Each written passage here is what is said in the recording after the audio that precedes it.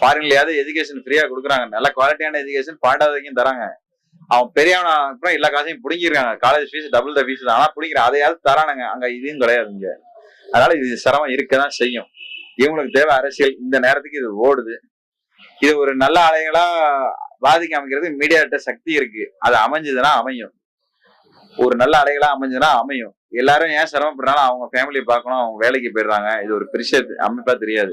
குரல் கொடுக்குறவங்களே ஃப்ரீயா இருக்கவங்க சீனியர் சிட்டிசன் கொடுப்பாங்க, இல்லைன்னா இந்த மாதிரி சீனியர் பப்ளிக் யாராவது கொடுப்பாங்க, இல்ல ஃப்ரீயா இருக்கிறவங்க கொடுப்பாங்க. ஒரே நாள்ல உலகத்தை மாற்றவும் முடியாது. அவேர்னஸ் ஒரு நல்ல நேரம் பண்ணி ஒரு டீம், ஏதோ ஒரு சக்தி ஒண்ணு சேர்ந்துருக்கு, ஒரு அலை அது மாதிரி உருவாகுதுன்னு சொன்னால் மட்டும்தான் முடியும். நிச்சயம் அப்ப மட்டும்தான் நல்ல அரசியல் கொடுக்க முடியும். இது இயற்கை என்ன போகுதோ அதை ஏத்துக்கிட்டு போக வேண்டியதுதான்.